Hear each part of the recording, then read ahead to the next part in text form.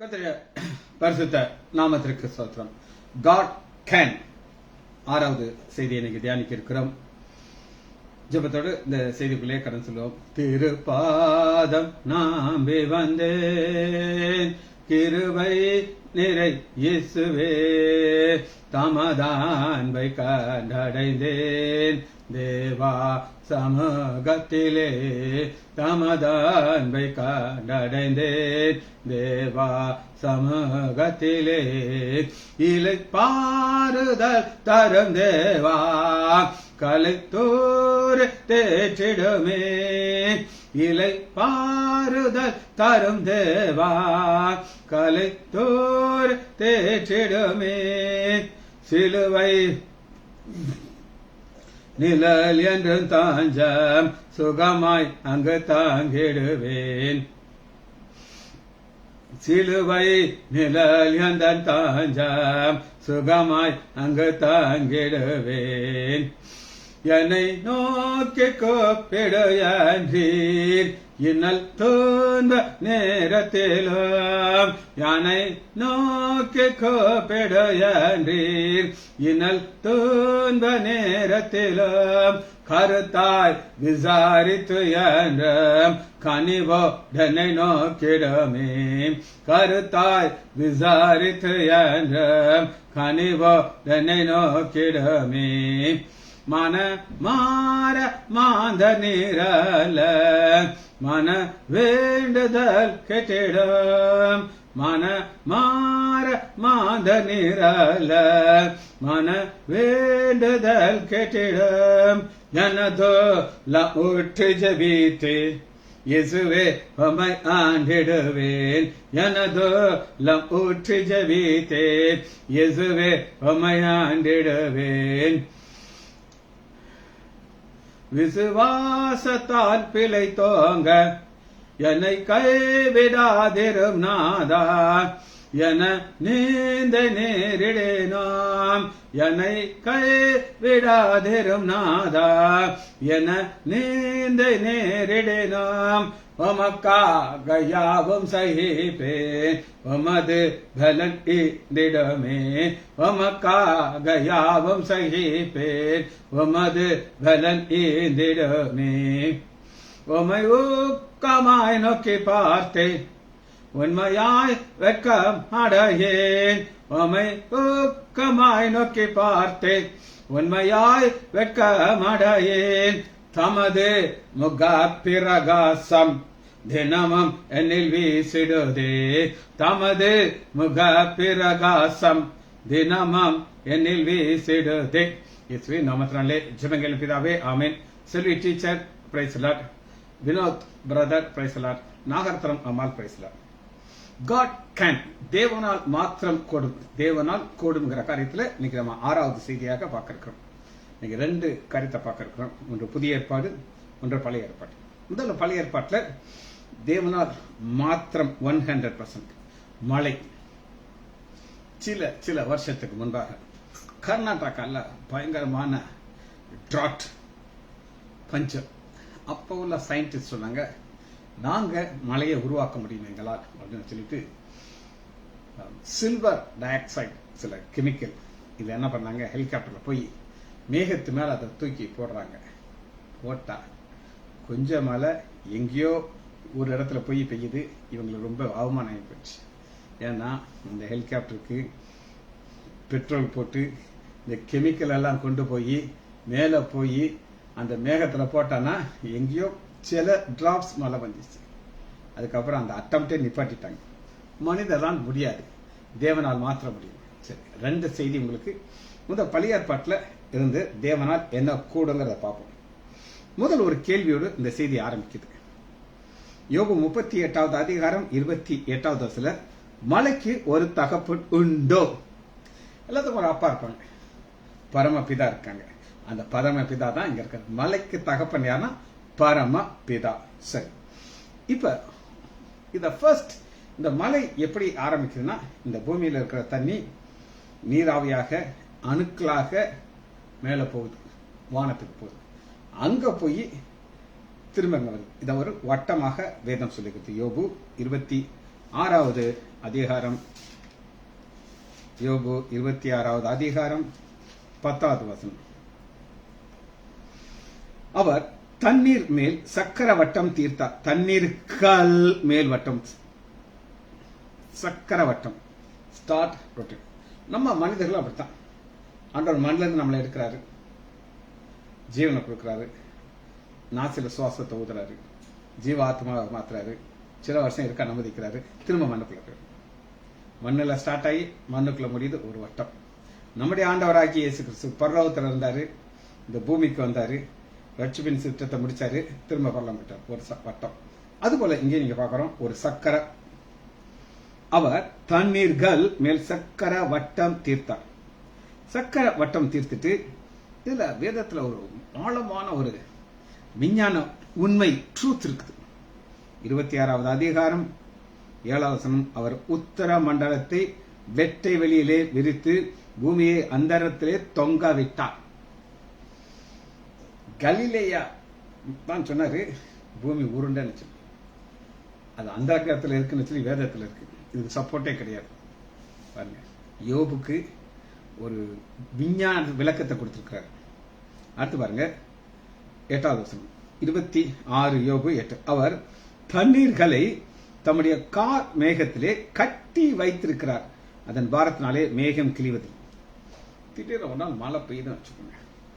சில வருஷத்துக்கு முன்னாடி, எத்தனை வருஷம் எனக்கு ஞாபகம் இல்லை, ஒரு 15 வருஷத்துக்கு முன்னாடி தான் வைத்துக்கோங்களேன். ஒரு நாள் மழை ஊத்துது. நம்ம J.M. ஸ்டாலின் பஸ் டிரைவர் அந்த டெப்போ, பஸ் ஸ்டாண்ட் பக்கத்தில் இருக்க டெப்போக்கு பஸ்ஸை கொண்டு போறாரு. அந்த தண்ணி ஃபுல்லா, டெப்போ ஃபுல்லா தண்ணியில் இருக்கு. அங்கே உள்ள டீசலுக்கெல்லாம் தண்ணி போயிடுச்சு, பணம் எல்லாம் மிதந்துட்டு இருக்குது. அவங்க சொன்னாங்களே, இந்த மாதிரியா பஸ் எங்கெல்லாம் கொண்டு வர முடியாது, எங்கனாலும் கொண்டு போ, காலையில் உங்க டெப்போக்கு கொண்டு வா அப்படின்னு சொல்லி அனுப்பிவிட்டாங்க. இவரு காலையில் நான் 6:30 மணிக்கு பஸ் எங்க வீட்டுக்கு முன்னாடி நிற்குது. எங்க சர்வன்ட் ஏரியாமா சொல்லுது, உங்க ஸ்டாலின் ஒருத்தர் பஸ்ஸில் உங்களை கூட்டிட்டு போறதுக்கு வந்திருக்காராம், 7 மணி ஊழியத்துக்கு 6:30 வந்துட்டாரு நீங்க கூப்பிடுறதுக்கு. என்ன ஸ்டாலின் தான் சொல்றாரு, பஸ்ஸை கொண்டு வாங்க, நான் உங்களை இன்னைக்கு நம்ம ப்ரேயர்களில் கொண்டு விடுறேன், காலை 7 மணி ப்ரேயருக்குன்னு சொல்லி. நான் பஸ்ஸில் முன்னாடி உட்காந்துக்கிட்டேன். இப்படியே வண்டி ஸ்டார்ட் ஆகுது, போய் தேவமாரதர் வழியா உள்ள பஸ் போகுது.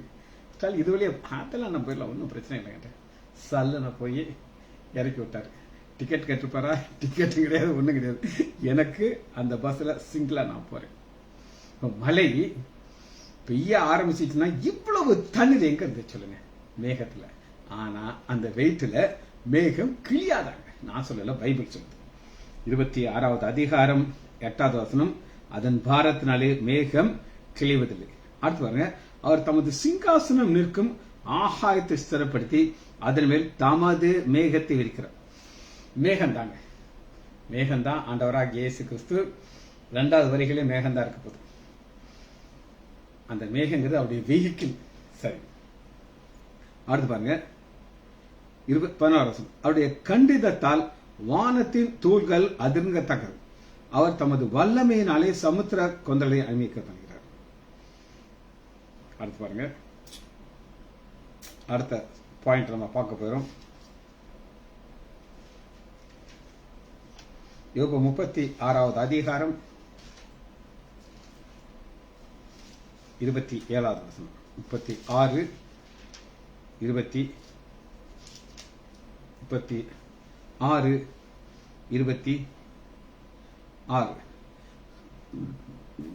இதோ தேவன் மகத்துவம் உள்ளவர் செய்கிறே, அவர் செய்தார், இது யாராலும் செய்ய முடியாது. எப்படி மலையை கொடுக்கறான்னு சொல்லி பைபிள் நான் உங்களுக்கு காட்டுறேன். அருமையான ஒரு ஸ்டடி. 27 அவர் நீர்த்துளிகளை அணுவை போல ஏற பண்ணுகிறார், அவைகள் மேகத்திலிருந்து மலையாக சொரிகிறது. இதுதான் வட்டம். இதுங்க அணுவை போல ஏற பண்ணுகிறார் என்னன்ற நான் சொல்றேன். இப்ப கூட லேசா மழை பெஞ்சிச்சு, ஆனா நான் ஜாஸ்தி பெய்யல. ஏன்னா நான் ஸ்கூட்டர்ல வர்றேன். ஆண்டவர் இப்போதைக்கு டெம்பரரியா மழையை நிப்பாட்டி வச்சிருக்காரு. மழை பெய்ய ஆரம்பிக்குது, டிச்சு ஊத்துது. காலையில பாக்குறீங்க ஃபுல்லா தண்ணி கட்டி கிடக்கு. ஆனா கொஞ்ச நேரத்துல அடுத்த நாள் பார்த்தீங்கன்னா தண்ணி எல்லாம் ட்ரை ஆயிடும். இது தண்ணி பாயில் ஆகிறதுக்கு 100 டிகிரி சென்டிகிரேட் இருக்கணும். 100 டிகிரி இருந்தால் தான் ஆவியாக மாறும் இல்லைங்க. நான் அப்படி தான் படிச்சிருக்கேன். தண்ணியை கொதிக்கிறதுக்கு 100 டிகிரி வேணும். ஆனால் எந்த ஊர்லேயாவது 100 டிகிரி தண்ணி வேதா சான்ஸே கிடையாது. ஆனால் அந்த தண்ணி என்ன செய்யுது அப்படின்னு கேட்டிங்கன்னா, ஒரு காற்று அடிக்கும்போது இந்த தண்ணீர் ஆட்டமாக மாறுது, அணுக்களாக மாறி மேலே போகுது. நீங்கள் புரிந்து கொள்வதற்கு உங்கள் துணியை துவைச்சு போடுறீங்க, ஒரு கொடியில் போடுறீங்க, கொஞ்ச நேரத்தில் என்ன ஆகுது, காற்று அடிக்குது, உள்ளே இருக்கிற தண்ணியெல்லாம் வெளியே போயிடுது, நீராவியாக போயிடுது தாங்க. இதே இதை ஒரு டப்பாவில் தூக்கி ஒரு பக்கெட்டில் போட்டு நல்லா மூடி வச்சிருங்க. 2 நாள் பாருங்க, அப்படி சொதன்னு இருக்கும், நாரி போய் கிடக்கும். அப்போ ஆண்டவர் என்ன செய்யறாருன்னா, காற்று அனுப்புகிறார். இந்த காற்று உள்ள இருக்கிற தண்ணியை ஆட்டமா மாதிரி மேல அனுப்பும். யோபு 36வது அதிகாரம் 27. அவர் நீர்த்துளிகளை அணுவை போல ஏற பண்ணுகிறார். அவைகள் மேகத்திலிருந்து மழையாக செல்கிறது. அதை மேகங்கள் பெய்து மனுஷர்கள் மிகுதியாக பெய்கிறது. எவ்வளவு தெளிவா ஆண்டவர் எப்படி மழையை பண்றார் அந்த பட்டத்தை காமிச்சோம். மேகங்கள் பரவுதலையும் அவருடைய கூடாரத்தில் எழும்பும் குமரலையும் அறிய முடியும். இதோ அதன் மேல் தம்முடைய மின்னல் ஒளியை விடுகிறார். அவர் கையில் ஒரு டார்ச் வச்சிருக்காரு. இந்த டார்ச்ல இருந்து மின்னல் வருது.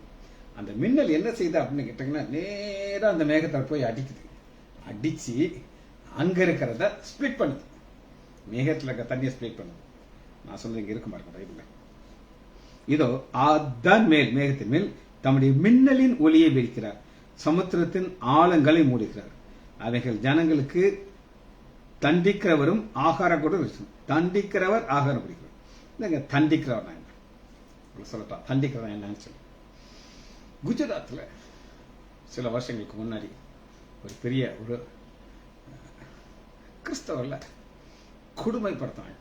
ஆலயங்களை தீ கொடுத்துறாங்க, அவர்களை துன்பப்படுத்துறாங்க. சில மாதத்திலேயே ஆண்டவர் ஒரு பெரிய ஒரு அழிவு அனுப்பினார். குஜராத்தில் ஒரு பூமி அதிர்ச்சி வந்துச்சு. ஒரு பூமி அதிர்ச்சி வந்து லட்சக்கணக்கான மக்கள் மறித்தாங்க. ஒரு பெரிய வெள்ளம் வந்துச்சு. இது வந்த உடனே ஜான் அப்படின்னு ஒரு எம்பி, கர்நாடகாவில் இருக்கிற எம்பி, ஓப்பானா தைரியமா, நீங்க கிறிஸ்தவர்களை துன்பப்படுத்தினால இப்படி ஒரு அழிவு உங்களுக்கு வந்துச்சுன்னு சொன்னார்.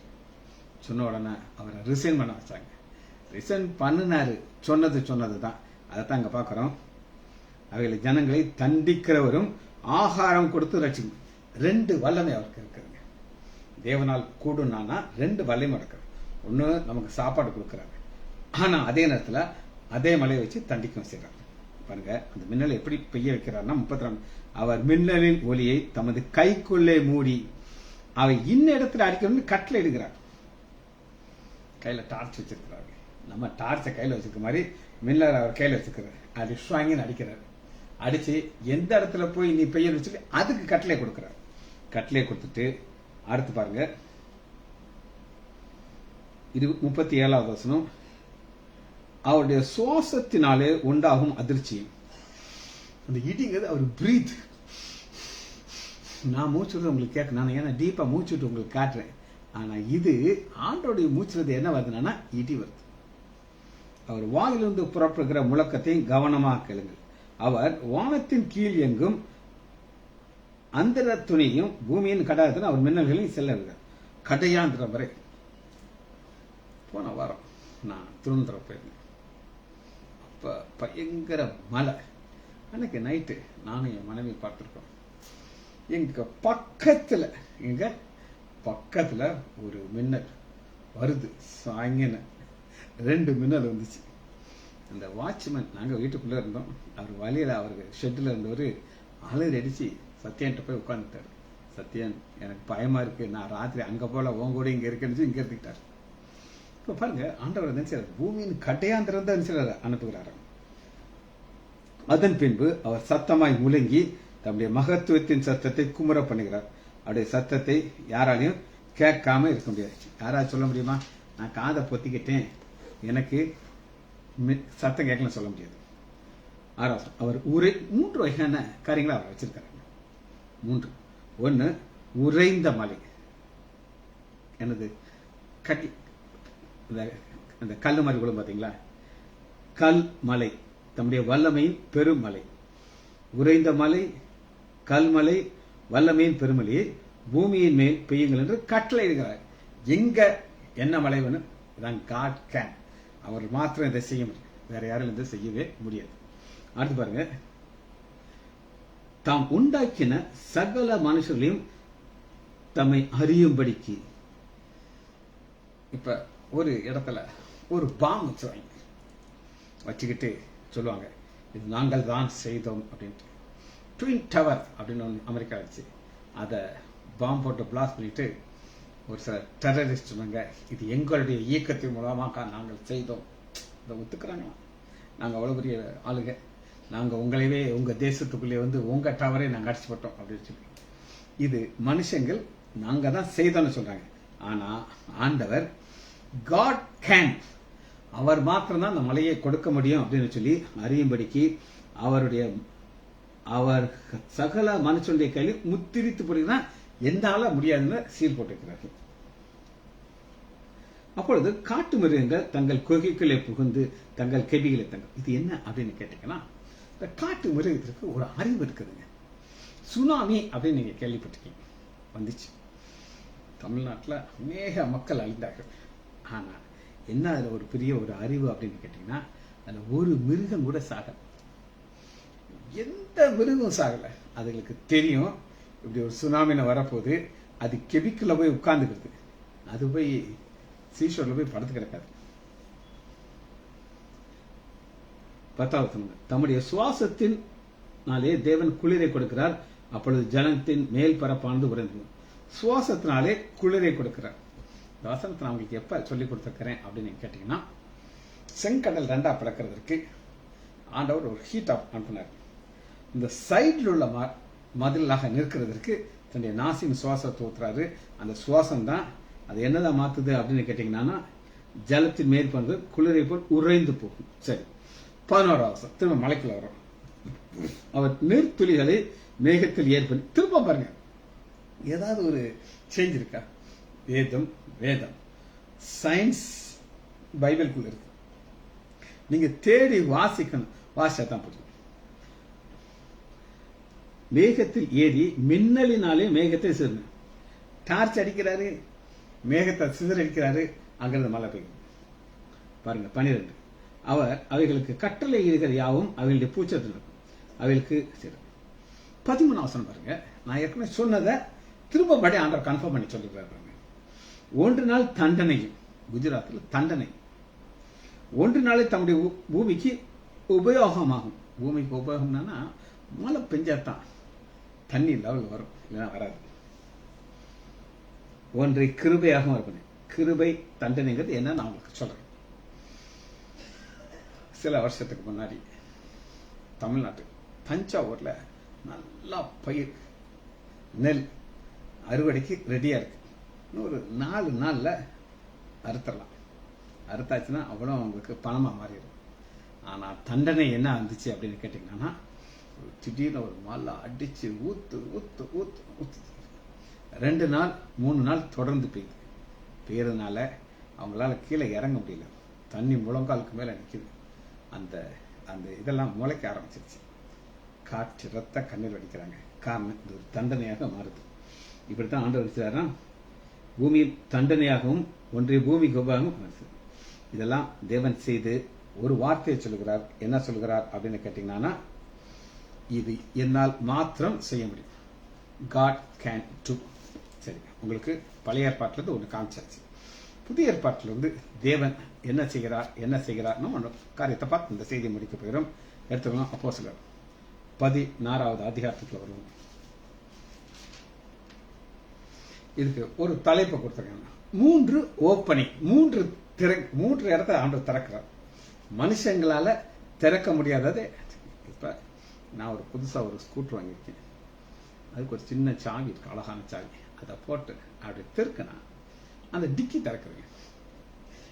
டிக்கி திறக்க அதுக்குள்ள ஹெல்மெட் வச்சிருக்கோம். அது மாட்டிக்கிட்டு என் பேக்கை உள்ள வச்சுட்டு பூட்டிட்டு வந்துடும். அதுக்கு ஒரு சாவி. இது மனுஷன் கொடுத்துருக்கிறான், அது எப்படி திறக்குன்னு சொல்லி கொடுத்துருக்கேன். திறக்கும். ஏன் திறக்காது? கரெக்டான இதுக்குள்ள ஓடணும். நான் பாட்டுக்கு அடுத்த ஸ்கூட்டருக்குள்ள போட்டா திறக்காது. இது மனுஷங்க செய்யுது, மனுஷன் டிசைன் பண்ணியிருக்கான். ஆனா ஆண்டவர் ஃபர்ஸ்ட் எதை திறக்கிறான்னா ஒரு இருதயத்தை திறக்கிறாங்க. அது யாருடைய இருதயத்தை திறக்கிறான்? பெரிய பணக்கார ஸ்திரீ லீதியாள். வாசிப்போமா? அப்போஸ்தலர் 16வது அதிகாரம் 13வது வசனம். ஓய்வு நாள் நாங்கள் பட்டணத்துக்கு வெளியே போய் ஆற்றருகே வழக்கமாக ஜபம் பண்ணுகிற இடத்துல, வழக்கமாக, அதை அண்டர்லைன் பண்ணுங்க. ஒரு ரொட்டீன் லைஃப் உங்களுக்கு இருக்கணுங்க. அந்த லைஃப் இருந்தா தான் இருதயத்தை திறக்கணும். சும்மாலாம் திறக்க முடியாது. உங்க டைம் பிரேயர் டைம்ல ஒன்று இருக்கணும். அந்த டைம் நீங்க முழங்கால் போடணும். அந்த நேரம் ஆண்டவரை சத்தமா துதிக்கணும். மற்றவங்களுக்கு அது பிடிக்காது, ஆனாலும் நீங்க துதிக்கணும். அங்கே ஸ்திரீகளுக்கு உபதேசம் பண்ணிக்கணும். பல பெண்கள் வர்றாங்க. அவங்க ஜெபம் பண்ணும்போது அவங்க நான் என்ன நினைக்கிறேன் அப்படின்னு கேட்டீங்கன்னா, அவங்க ஜெபம் பண்றதை பார்த்துட்டு பெண்கள் வந்து கேட்டிருப்பாங்க, அண்ணே எங்க வீட்டில் இப்படி ஒரு பிரச்சனை இருக்குங்க, நீங்க எங்களுக்கு உதவி செய்ய முடியுமா அப்படின்னு சொல்லி ஒரு சம்பவத்தை உங்களுக்கு சொல்றேன். சாம் ஜெபத்துரை பிடித்த ஒரு ஊழியக்காரர். அவருடைய கேசட்ஸ் எத்தனையோ நான் கேட்டு அதுக்குரிய வளர்ச்சி அடைந்தேன். அவர் வாழ்க்கையில அவர் ஆண்டவர் அறியாத மனிதனாக இருந்தார். பேர் கிறிஸ்தவர் தான், ஆனா இன்கம் டேக்ஸ் ஆபீஸ்ல பயங்கரமா சம்பாதிச்சிட்டு இருந்தார். கிம்பலம் எக்ஸெட்ரா எக்ஸெட்ரா. ஒரு லாட்ஜில் இருப்பார். ரெகுலர் ஆஃபீஸ் போவார். ஆனா 2 நாள் 3 நாள் குடிச்சு குடிச்சு குடிச்சு அப்படியே பணம் மாதிரி கிடந்தார். அவருடைய சகோதரி ஒரு அம்மாட்ட போய் சொல்றாங்க. அந்த அம்மா யார் அப்படின்னு கேட்டீங்கன்னா, ஒரு விதவை. அதுக்கு திருமணம் நடந்து கர்ப்பமா இருக்கும்போது 6 மாசம் கர்ப்பம் போது கணவன் இறந்துட்டார். பயங்கர விசுவாசி அந்த அம்மா. அந்த அம்மா ஆண்டவரோட ஒரு பொருத்தனை பண்ணிச்சு. என்ன பொருத்தனை பண்ணிச்சு அப்படின்னு கேட்டீங்கன்னா, ஆண்டவரே நான் உனக்கு ஊழியத்தை செய்வேன், ஆனா நான் வீட்டை விட்டு வெளியே போக மாட்டேன், வீட்டுக்குள்ளதான் இருப்பேன். நான் எனக்கு நீங்க என்ன செய்யணும், எனக்கு ஆளுகளை அனுப்பணும். காய்கறிக்காரங்க வருவாங்க, அவங்க ஜெபம் பண்ணுவாங்க. பால்கார அண்ணாச்சி வந்து ரொம்ப சோகமா இருந்திருக்காரு. என்னன்னே பால்கார சோகமா இருக்கீங்க? இல்லம்மா என் மாட்டுக்கு காய்ச்சல், சாப்பிட மாட்டேங்குது, எனக்கு பயமா இருக்குது, 40,000 ரூபா அந்த மாடு வேலை. சந்தோஷமா போங்க, சாயங்காலம் நீங்க என்கிட்ட வந்து சொல்லிங்க மாடு சாப்பிட ஆரம்பிச்சிருச்சுன்னு சொல்லிட்டு அம்மா முழங்கால் கொண்டு ஜெபம் பண்ணு. அவர் 4:30 மணிக்கெல்லாம் வந்து சொல்ல, அம்மா நீ நல்லம்மாம்மா ஜெபம் பண்ணுன்னு சரியா போச்சு இப்படி சொல்லி அப்படி இந்த ஒரு ஊழியத்தை செஞ்சுட்டு இருந்துச்சு. இப்ப சாம் ஜெபத்துடைய அக்கா வந்து, நீ வந்து லாட்ஜில் வந்து என் தம்பிக்காக ஜெபம் பண்ணிட்டு, இதுவரை நான் வீட்டை விட்டு வெளியே போனதில்லை, ஆனா நேற்று ஆண்டவர் பேசிட்டாரு, ஒரு பெரிய ஊழியக்காரன் நீ நாளைக்கு சந்திக்க போற, நீ போய் ஜெபம் பண்ண போற, நான் இருதயத்தை திறப்பேன். இந்த தமிழ்நாடுல இந்தியா முழுவதும் வெளிநாட்டுக்கும் அவன் பிரயோஜனமா மாற்றுவான் அப்படின்னு சொல்லி இவங்க போய் முழங்கால் போடுறாங்க. ஒரு மரிச்ச மாதிரி படுத்து கிடக்குறாரு. முக்காடு போட்டுட்டு, நீ பிரேத குழிக்குள்ள கிடக்கிற, நரகத்துக்கு போற அப்படின்ட்டு அந்த அம்மா தீர்க்கதரிசனம் சொல்லிச்சு. அப்ப அவர் கண்ணீர் விட்டு அழுது மனம் திரும்பினார். சாம் ஜெபத்துடைய இருதயத்தை ஆண்டவர் திறந்தார். அது போல இங்க பாத்தீங்கன்னா அப்போஸ்தலர் 16வது அதிகாரம் 14வது வசனத்துல, அப்பொழுது தியேத்ரா ஊராலும் ரத்தாம்பரம் விற்கிற தேவனை வணங்கும் ஸ்ரீ. இந்த அம்மாவுடைய குவாலிபிகேஷனை பார்க்கிறோம். அது எப்படி இருந்திருக்கும் அப்படின்னு கேட்டீங்கன்னா, நான் நினைக்கிறேன் கெத்தா இருந்திருக்கும். ரத்தாம்பரம் வந்து லாபம் பயங்கரமா இருக்கிறது. அப்படி இருக்கிற அம்மாவை போய் யாராவது கிட்ட போக முடியுமா? அந்த அளவுக்கு பந்தாவா இருக்கிற அம்மாவுடைய இருதயத்தை ஆண்டவர் திறக்கிறார். பாருங்க, பவுல் சொன்னதை கவனிக்கும்படி கர்த்தர் அவள் இருதயை திறந்தார். God can. உங்களுக்கு மலையை குறித்து காட்டுங்க. இப்ப ஆண்டவர் எதை திறக்கிறாரு? ஒரு இருதயத்தை திறக்கிறாரு. ஏன் இருதயத்தை திறக்கிறார்னா, அந்த இருதயத்திற்குள்ள அவர் வரப்போகிறார். அடுத்து இருதயத்தை திறந்தனால அந்த அம்மா வீட்டை திறந்துருச்சு. பாருங்க, அவளும் அவள் வீட்டாரும் ஞானஸ்தானம் பெற்ற பின்பு அவள் எங்களை நோக்கி, நீங்கள் என்னை கர்த்தரிடத்தில் விசுவாசம் என்று எண்ணினால் எங்கள் வீட்டிலே வந்து தங்கிருங்கள். இருதயத்தை திறந்தவொடனே அம்மா வீட்டை திறந்துருச்சு. இப்ப அவருக்கு சாப்பாட்டுக்கு பிரச்சனை இருக்கா? இல்ல. இதுவரை எங்க தங்கியிருந்தான்னு பைபிள் இல்லை. எங்காவது ஒரு சத்திரத்துல இருந்து பார்த்திருப்பாங்க.